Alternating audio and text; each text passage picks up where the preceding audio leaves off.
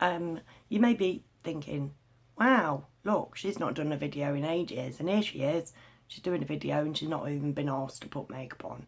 There's a reason that I don't have makeup on today, and that's because this afternoon I'm going for an ESA assessment, employment support allowance. And if I go with makeup on and clean hair and I've made an effort, they will see that as me being able to, as me being fit for work, and they'll take my money off me. That's the world that we live in. I first claimed ESA in July of 2011 when I split up with my ex. So this is 7 years. 7 years.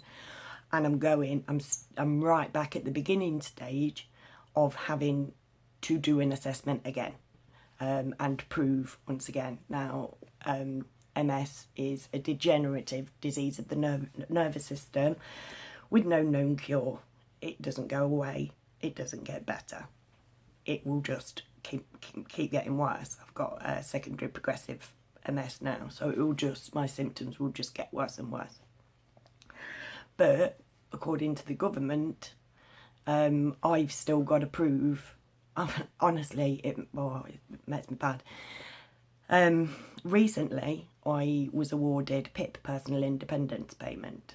This was the beginning of this year. And I used to be on DLA, and I fought for that for years. I had to go to tribunals and everything to get that. And I just got lowest personal care. So when I went and did this PIP assessment, I got lowest personal care and lowest mobility. And I was just giving it. And I was like, oh, wow, I've won. You know what I mean? Straight away. This is what I thought. And that's, like I said, earlier on this year. Until a week or two ago, I went online and I did a self-assessment. I filled in the form and whatever. And now I played down my symptoms because I didn't want to, I was like, I want to know exactly what I am entitled to. So I didn't flourish anything. If anything, I played it down. And to get the higher level of personal care, you had to score over 12 points. And I scored 25 on this online calculator. So therefore, I didn't win at all. They didn't give me what I actually am entitled to. They gave me a lower one, and I went, oh yeah, they gave it me, and I didn't have to fight, and just went away feeling like I'd won, but I've not. They literally diddled me out of the higher rate of personal care, because that's what they do. These companies that do these assessments, the whole fit for work scam is just that. It's a for-profit business. People make money out of people like me feeling like shit about themselves. Do you know what I mean? If I if I went to a party or something like that, I'd walk in, you wouldn't know that I'd got MS, but I'd go and sit down, and I'd be there, the one sat down all night, that people either come round and talk to or don't. Do you know what I mean? I can't stand up with my peers in public. That in itself is demeaning, and it makes me feel like shit about myself. My disease makes me feel like shit about myself, but my government does it on purpose and tells my countrymen that basically I'm a piece of shit because I don't go out to work. But I can't, and I'm constantly having to prove it. And 7 years on, I'm right back at the beginning, and I will have my money taken away from me. I don't doubt it, because I have done every single time. I've been through this. This is my third, else fourth time going for an assessment for ESA with a degenerative disease that only gets worse, which is what degenerative means, but bear with me. And here I go again today. Somebody is going to be paid for this humiliation of mine. So yes, I've got no makeup on. I look like crap. Wish me luck. Wish me dead. You know what I mean? I know that basically, this is how I see money, right? And please feel free to argue, right? There are only two things physically that money can equate to ever. That is earthly resources and manpower.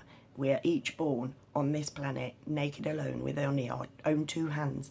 What's inside us our gifts and abilities and the things on the planet to do things with those skills, those gifts and abilities. Everybody has that. We're all born with that birthright. And yet, in the UK, we're seen, people like me, disabled people, are seen as being greedy takers. We're responsible for austerity because we don't get off our disabled backsides and go out and make numbers go round. We have the amount of money that's being spent on other stuff. You know, the amount of money that gets spent on covering shit up so that the people who are doing this to people like me can go about their daily lives scot-free with money in their bank account and money in everybody in offshore bank accounts. Do you know what I mean? There's no way in my life I could ever add up to what it costs for a royal wedding, for example. No way. If I live to be 2000, the money that I get from the government to survive could never add up to even just a small, to even just pay for a think tank. It would cost me, oh, shut your face. Look, just basically, judge me as you will, but the facts of the matter are, I did work for until I basically couldn't work anymore, and my brain never switches off. I work, but formulating plans is my new work, and I have some, so I will be doing more videos on that one, because I've got something that I can plug my phone into now, so I can do videos. So I do want to get back into doing videos, but for now, here I go again to go and make somebody at Capita a lot of money. Wish me luck, please, because I need it.